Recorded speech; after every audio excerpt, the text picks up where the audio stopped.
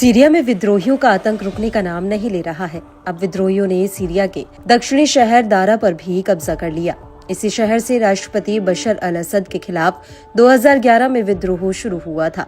इसी के साथ ही यहाँ ये जानना भी खास है कि दारा सीरिया का चौथा बड़ा शहर है, जिसे बशर अल असद सरकार के समर्थन वाली सेना ने विद्रोहियों के हाथों बीते एक हफ्ते के दौरान खो दिया है। बता दें कि इससे पहले विद्रोहियों ने अलेप्पो, हमा और होम्स पर कब्जा किया था। वहीं दूसरी ओर सोशल मीडिया पर एक वीडियो वायरल हो रही है, जिसमें मोटरसाइकिलों पर सवार विद्रोहियों को दारा की सड़कों पर स्थानीय निवासियों के साथ बातचीत करते और मिलते हुए देखा जा सकता है। लोग शहर के मुख्य चौराहे पर हवा में गोलियां चलाकर जश्न मनाते भी देखे गए, लेकिन इन सब के बीच विद्रोहियों को और शहरों पर कब्जा करने से कोई नहीं रोक पा रहा। इसके लिए सीरियाई सेना ने अब एक कदम आगे बढ़ाया है। विद्रोहियों के साथ सीरियाई सेना का समझौता।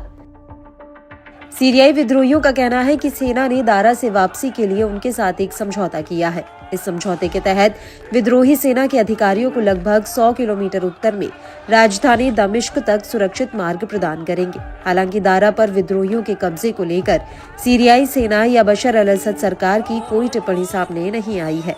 ये शहर जॉर्डन की सीमा से लगे सीरियाई प्रांत की राजधानी है, जिसकी आबादी करीब 1 लाख है।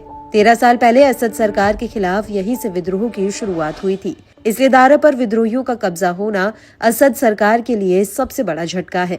आपको बता दें कि सीरियाई विद्रोहियों ने देश के तीसरे सबसे बड़े शहर होम्स के उत्तर में कस्बों में प्रवेश किया था और एक नेशनल हाईवे के साथ आगे बढ़ रहे थे, जो राजधानी दमिश्क की ओर जाता है। बिजली की तेजी से आगे बढ़ते हुए इन विद्रोहियों ने मिडिल ईस्ट को हिलाकर रख दिया। हयात तहरीर अल शाम समूह की अगुवाई में आतंकवादियों ने हमा और होम्स पर कब्जा कर लिया। दूसरी ओर दमिश्क में रूसी दूतावासों ने एक चेतावनी दिखाते हुए रूसी नागरिकों को सीरिया छोड़ने का निर्देश दिया है। मॉस्को सैन्य सहायता प्रदान करने सहित सीरिया के राष्ट्रपति बशर अल असद का प्रमुख सहयोगी बना हुआ है। सीरिया में हो रही घटनाओं का सबसे ज्यादा नुकसान वहां की जनता को भुगतना पड़ रहा है। संयुक्त राष्ट्र शुक्रवार को कहा कि सीरिया में बढ़ती लड़ाई के कारण केवल एक सप्ताह में लगभग 2,80,000 लोग विस्थापित हो गए हैं और चेतावनी दी है कि ये संख्या बढ़कर 15 लाख तक पहुंच सकती है। लेकिन इसी बीच हिजबुल्लाह सीरिया के लिए मसीहा बनकर सामने आया। सीरिया को बचाने के लिए हिजबुल्लाह ने लड़ाके भेजे।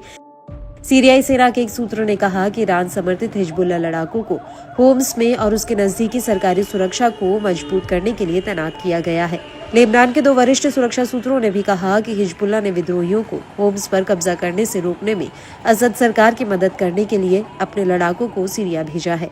वहीं सीरिया के सरकारी मीडिया के हवाले से खबर है कि सीरियाई और रूसी वायुसेना आर्टिलरी, मिसाइलों और बख्तरबंद वाहनों के साथ चलाए गए एक ऑपरेशन में 6 दिसंबर को होम्स के ग्रामीण इलाके में दर्जनों विद्रोही मारे गए हैं, जिससे सीरिया का हौसला धीरे धीरे मजबूत होने लगा है।